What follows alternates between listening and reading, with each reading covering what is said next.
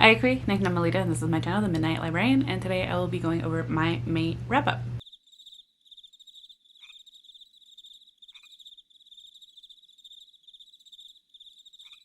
May was hectic. If you didn't see the post, I did end up going through surgery in May. I got my gallbladder removed. It's been a time. If you hear some stuff in the background, it's because there's laundry going in the next room over, and these walls are paper thin. So my apologies. I will try to enunciate and be a little louder. Also in May, I got declined. Probably the first time I'm talking about it on here, but basically I applied to CSUs to try to get my master's in library and information science, and was declined because I have a 0.02 difference in what they require for a 3.0, so I have a 2.98. And they really require 3.0. So I understand that, probably like a little inundated with applications, that they can be picky and choosy with how much with their application process. It just kind of, it was really nice though of my coworkers to be mad for me, as well as even my dean to step up for me as well and try to see if he couldn't get me in as well, and they refused. So I have a plan B. I am taking some classes at the university that I do currently work for to try to raise my GPA a bit, but I also have like inklings of another plan as well. I just need to talk to that master's chair or coordinator. So I have plans, so I'm not too worried about it, but it was an emotional roller coaster throughout the month of May. With that, I think that caused a bit of some disturbance within my reading processes, because there was ultimately, like, I'm not going to go over which Pokemon cards I was able to complete in terms of the prompts, and nor will I go over the May the Force Read With You read-a-thon goals, because I'm pretty sure I only got Padawan, because ultimately I read one book from my TBR that I chose and was just like, nope, whatever. I am surprised I was able to read as much as I did still read. I'm still really happy I was able to do that and found some solace, but there was a good week or so in the month of May where I just didn't feel like reading a damn thing. And that happens. It happens to everybody. Life kind of took over, and took over my thoughts, took over my processes, and ultimately I just had to step away from books for a little bit. So yeah. We'll go over my stats for the month of May. So May, I read 8 books, so it's a little less than what I usually do, but I'm still pretty happy with that amount considering I didn't read for a solid week. That equals to 2,311 pages. Let's see, I have 7 audiobooks and 1 physical, and even I know that physical is a graphic novel. I definitely leaned into audiobooks this month. So 1 graphic novel, 7 novels. In terms of audience, 7 adult, 1 young adult. Genres, I have 1 contemporary, 1 historical, 1 horror, 3 mystery, and 2 romance. And then my rating breakdown, I had 0 1 stars, 1 1.5 star, 1 2 star, 0 3 stars, 3 3.5 stars, 1 4 star, 1 4.5 star, and 1 5 star, giving my overall rating, average rating for the month of May at 3.43. And I know I have 2 DNFs, which I don't typically count in my statistics because I didn't, in my mind, didn't complete them. Therefore, they shouldn't be part of my completed book statistics, if that makes any sense. Go ahead and talk about the books I DNF'd so that they're not safe for the end. The 2 books that I DNF'd was Whisper Down the Lane by Clay McLeod Chapman. This was the, I think, was it the June, or this was the May pick for the Literally Dead book club. And basically we are following 2 different timelines inspired by the McMartin preschool trials of the Satanic Panic of the 80s. The critically acclaimed author of The Remaking delivers another pulse-pounding true crime-based horror novel. Richard doesn't have a past. For him, there is only the present. A new marriage to Tamara a first chance at fatherhood to her son Elijah, and a quiet but pleasant life as an art teacher at Elijah's elementary school in Danvers, Virginia. Then the body of a rabbit ritualistically murdered appears on the school grounds with a birthday card for Richard tucked beneath it. Richard doesn't have a birthday, but Sean does. Sean is a 5-year-old boy who was just moved to Greenfield, Virginia with his mother. Like most mothers in the 1980s, she's worried about bills, childcare, putting food on the table, and an encroaching threat of American life that can take the face of anyone, a politician, a friendly neighbor, or even a teacher. When Sean's school sends a letter to parents revealing that Sean's favorite teacher is under investigation, a white lie from Sean lights a fire that engulfs the entire nation, and Sean and his mother are left holding the match. Now, 30 years later, someone is here to remind Richard that they remember what Sean did, and though Sean doesn't exist anymore, someone needs to pay for the price of his lies. I got like 50% of the way into this and was just not liking the way it was turning out, or the way it was going. I thought I would be interested in this because it was based on satanic panic, and it has to do with a true crime, but ultimately I just didn't like it. I felt icky in Sean's point of view in terms of how his psychologist manipulated him to answer the questions in the way that she wanted them answered, which I get happened, but I still didn't like it. I also just didn't like the way Richard was handling things in terms of like finding, like, I will say content warning because there are dead animals. There is a ritualistic dead rabbit, but there is also a dead cat that turns up, and I didn't like the way he handled it. And I basically, as soon as he handled it the way he handled it, I said, nope, I'm not doing this. I'm not going further in this book. I don't like it when they purposely like leave everyone else in the dark because they're going to go in a specific way. And I didn't agree with that way. So Whisper Down the Lane was a DNF for me. The other one that was a DNF for me was Cackle by Rachel Harrison. I'm still chasing that like witchy cozy mysteries, which I'll talk about late in a little bit, but I thought that this one, Cackle by Rachel Harrison, would fulfill that. A darkly funny, frightening novel about a young woman learning how to take what she wants from a witch who may be too good to be true, from the author of The Return. All her life, Annie has played it nice and safe. After being unceremoniously dumped by her longtime boyfriend, Annie seeks a fresh start.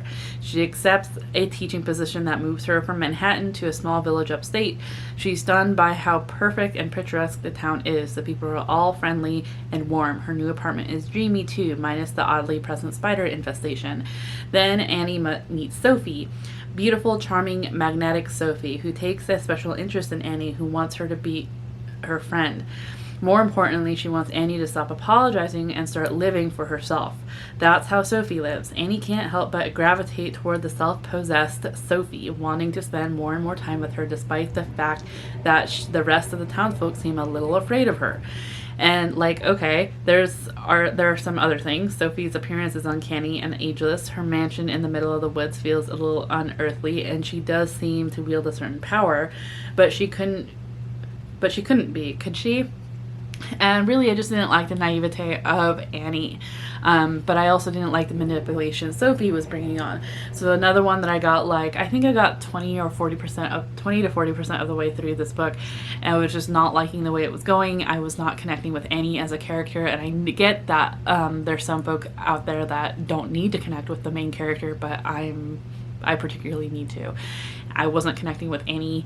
It was very much this poor me type of situation, which I get to a certain extent, but it felt like it was lasting a little longer than I wanted it to, mixed with her relationship with Sophie that felt very manipulative and abusive, just because of the power dynamic, because ultimately, yes, Sophie is a witch. But like, there are a couple times I wasn't sure where it was going, and I wasn't necessarily liking it, so I DNF'd it. So let's go ahead and go on with the books that I did read and complete during the month of May. The first was, right off the bat, really excited that I absolutely love this book. You'll hear more about it. I'm not going to talk much about it here because I do have a rapid fire review. Hopefully it's out already, if not right after this, but that is Happy Place by Emily Henry. This is a romance. This is like a second chance romance following Harriet and Wynne, who have been in a perfect couple since they met in college, and they go like together like salt and pepper, honey and tea, lobster and rolls, except for now, for reasons they still are not discussing, they don't. They broke up 5 months ago and still haven't told their best friend, which is now they find themselves sharing a bedroom and a bed in a cabin that their friends all go to during the summer, for a week in the summer every year, except this year is their last year because the cabin is being sold by the owner. So to try to make this the perfect last hurrah, they decide to pretend to be that loving couple, despite how much it hurts them. I was really kind of hesitant going into this because I really don't like the non-communicative trope, miscommunication trope at all. I get it can work in some situations. This one seemed to work really well in terms of it was very well written. Emily Henry is surprising me with how well developed these stories are becoming since Beach Read. If you know, you know. But yeah, this was a 5 out of 5 for me. I listened to this. Julia Whalen ends up narrating it. It was an advanced listener's copy through Libro, so thank you so much to them. I immediately bought a physical hard copy as soon as I was done, if that tells you anything about how much I enjoyed it. It was fun. I personally still don't like the color of this cover at all. I don't like this highlighter pink, and I'm not the biggest fan of this simplistic style of illustration, but overall it was a really enjoyable book. I gave it 5 out of 5 stars. I definitely look at my rapid fire to see if I will read more of Emily Henry in the future. The next I've already talked about in a series review, but I'll quickly go over it. Sorry, I need to find them. So the next is the Cursed Candy series. So like I said, I've been kind of like chasing this like cozy mystery witchy book. I think it's because of the Very Secret Society of Irregular Witches. I absolutely love this one. I have been trying to chase that like feeling ever since, because regular cozy mysteries aren't doing it for me. I don't tend to like, so far I haven't liked them. They're not hitting the way I want them to. So I found these randomly on Libro FM, and it was the Cursed Candy series by Kayla. The first being Cutthroat Cupcakes, the second being Twisted Treats, and the third being Fatal Fudge. In this one, like I said, I have a full review of it if you want to go check it out, but basically we're following, I already forgot the main character's name, Lena. We are following Lena, who owns Sticky Chicky Treats, which is a all-year Halloween themed candy shop in Boise, Idaho.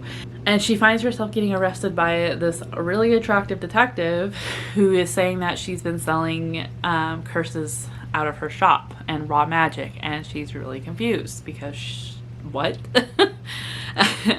He ends up taking her to his coffee shop, which also acts as a base camp for the witches and warlocks, like detective agency of sorts. And come to find out, to Lena, witches and warlocks exist. She didn't know this, and she has to like claim like, you know, I didn't know, I'm 30 something years old, I never knew that I was a witch. They do a couple tests to realize like, yes, in fact that she did not know she was a witch, but ta-da, she's a witch. So in order to keep her safe, as well as to help track down the magic that she accidentally sold, she now has to help this detective agency track down her candies and see who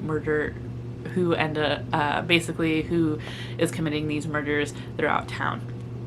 So it was really cute. I ultimately thought it could have used some more culinary confection details, because I mean she's the owner of Sticky Chicky Treats, a candy shop. I think there could have been more. There was some lovely coffee descriptions. The mystery was ultimately fine. I thought 1 and 2 were very much like copy and paste formula. The third one was a little better, but it did end up being fairly fast paced in the end, which I could have meh.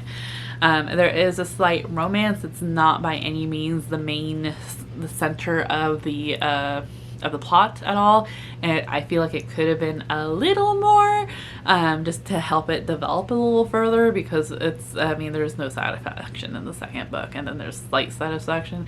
I could have had it be a little smuttier too, in all honesty, but it was cute, it was swoony, and ultimately fine. It still didn't quite hit how the Secret Society of Irregular Witches hit, but it was getting close.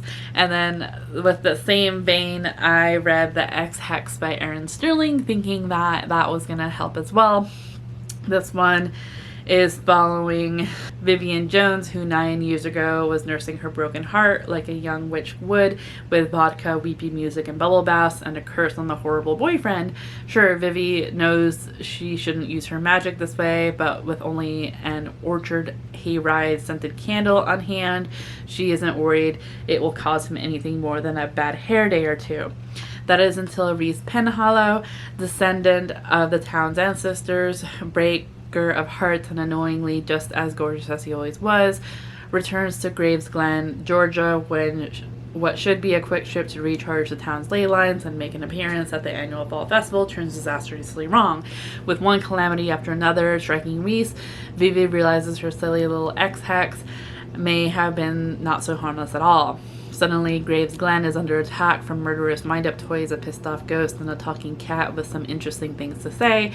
Vivi and Reese have to ignore their off-the-charts chemistry to work together to save the town and find a way to break the breakup curse before it's too late. I gave this 1.5 stars. I like the idea of it. I hated the end result. I felt like it was just gaga goo goo eyes the whole freaking time between Vivian and Reese. I mean, he ended up at one point saying polka dots are like, I'm never gonna think of polka dots the same again. They're gonna go in the same repertoire as lingerie and nipple clamps. And it's like, what is going on? Like, I was waiting for him to, either one of them to say like, oh, their knees are such a turn on.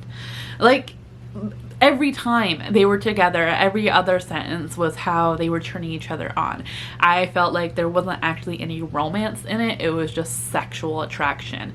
There was certain parts that felt like it could have been good. The talking cat, and turns out, yeah, talking cat was fun. Vivian's cousin was fun. Her aunt was fun, but we hardly get any of that. It's mostly Reese and Vivian's attraction to one another, and then like with Halloween Town vibes. And that's not what I wanted at all. This was like, the romance was way too, it was to the point where it was just like, you know, they were kissing at parts where I'm like, I thought we were in a hurry. Come on now. Like, I thought you were trying to figure this thing out. So ultimately didn't like it at all. I should have just DNF'd it. It was a 1.5.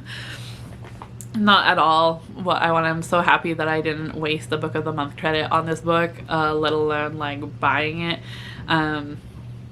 I think did I buy it on Libro, or I think it was oh, thank God, it was a Libby. I rented it, or I borrowed it through my library through Libby, thankfully. But yeah, I was really disappointed in it. That's not what I wanted at all. And I'm probably being harsher than I really should be, but that's how I feel about it, because I wanted something specific. No, you know what? It's partly how it was marketed too. Like, I thought it was going to be a fun, cozy mystery thing, and it was mostly just like smut. It was mostly smut. If that's what you're looking for, great. That's not what I was looking for. I was really disappointed. The next one was a bit odd. So this is like between the Ex-Hex and this next book was when I like had like the fallout with books for a little bit, just because it was just, everything was just overwhelming. So when I did pick up a book, it was kind of not what I was expecting. I ended up listening to Ghost Radio by Leopoldo Gout, who is the author of Pinata, which I believe recently came out, and I'm slightly curious in.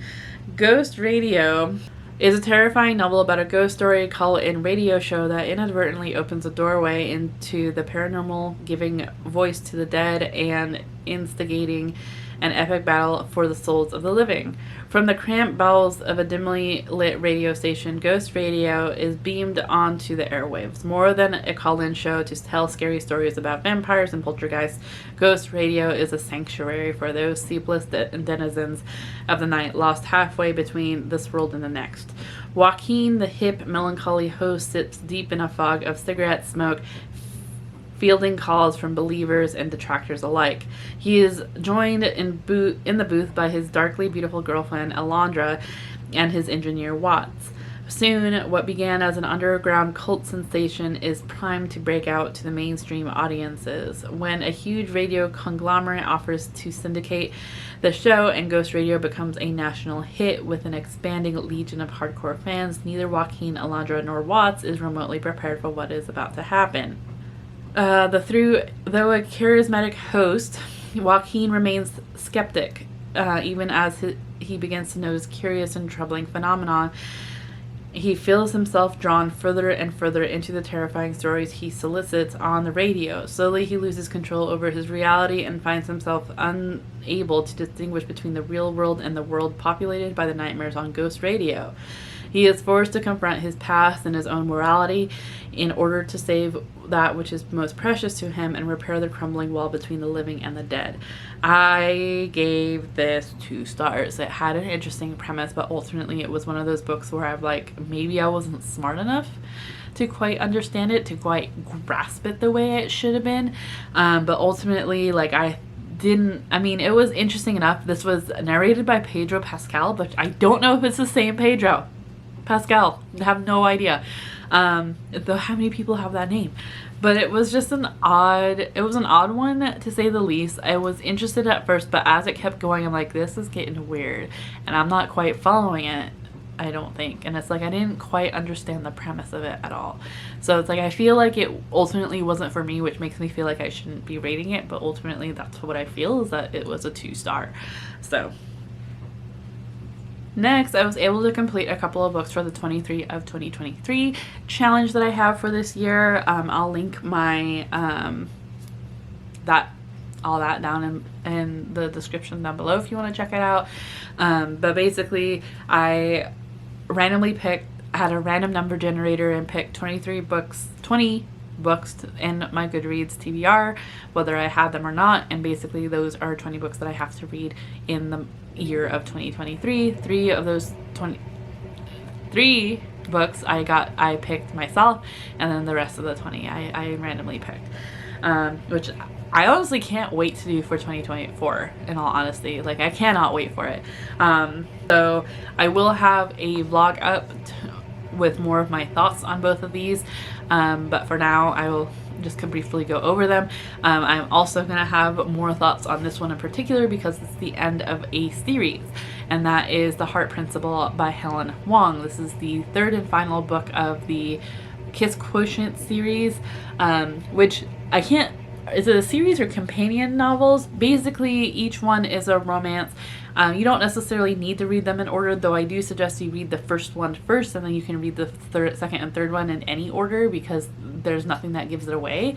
But basically, Helen Hoang is on the autism spectrum herself, and I believe is of Asian descent, and each of these books are featuring Asian Americans as well as someone who is on the autism spectrum, which is really nice, and it's following their romance story. This one in particular is following Anna, who is a violinist and ended up going viral with one of her performances, and she's trying to like recapture that performance and is kind of getting stuck in a loop, and it's bugging the hell out of her. And at the same time, her boyfriend decides that before they get married, he wants to have an open relationship so that he doesn't have any regrets.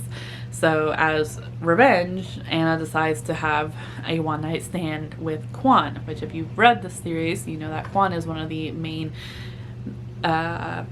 characters and not one of the constant side characters in some of the other books. So Kwan is also dealing with some things. He's kind of dealing with some things on his own, and trying to prove that he is no different from how he was before, and kind of prove that he's going to go on a one-night stand to make sure that he has what it takes, that he still got it. The first date doesn't go so right, and so they redo it. They have a second date and it doesn't go right, and so they have a third one, and it's kind of like that. I ultimately gave this 3.5 stars. The best one in my opinion is still the bride test. But I think there's still really important topics in here. That's one thing with Helen Swan's writing, is that there are important topics in each and every one of these, and I appreciate the perspectives on each of these characters with autism. I think that's all I'm going to talk about in here. This was okay. I would look up content warning for this one in particular, because the content in here was particularly heavier than the other two. Talking death of a parent, talking about caring for a loved one who can no longer care for themselves, etc., and the emotional toll that can take on someone. So I definitely suggest doing that. But otherwise, I will have a full series review out here shortly of this series. And then the final book that I read for May was Amazon's Abolitionist and Activist: A Graphic History of Women's Fight for Their Rights by Mickey Kendall and A. D'Amico. It's pretty much what it says. It's a non-fiction graphic novel about women's history, for their rights. And basically this kind of felt like, and I said this in my vlog, and I don't know when my vlog is going to be up, so I apologize if I'm repeating or if it's something that you're going to hear again. I mean, I guess it's repeating, so. But basically, this feels like a backup to Mickey Kendall's Hood Feminism, in terms of what she was talking about in Hood Feminism, how feminism in and of itself goes into other isms, how it helps out, how it's been helping out, and how they're all kind of interconnected with disability, food sovereignty, LGBTQ rights, etc. And this kind of feels like it's backing it up. This is I feel like it's still like scraping the surface of the history that is women's rights around the world, let alone. It's good. It was just a lot, and I feel like this would benefit from being a series in and of itself.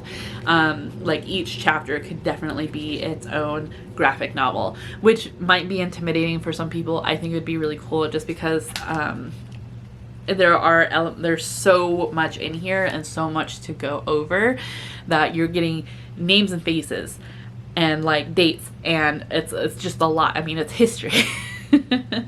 I feel like that's a lot of history, but like this in particular just felt like a lot. I know that there were certain pages where I'm like, I had to set it aside, because it was just a page of portraits, names, and dates, and what they did. It was just particularly a lot for a graphic novel. So not that I disliked it. I'm giving it 4 stars. Yeah, 3.5, 4 stars. I just think it could have been formatted a little better. Ultimately, we are following a group of young women who it's asked the question, what is the question? Women's rights, who won them? And they start arguing.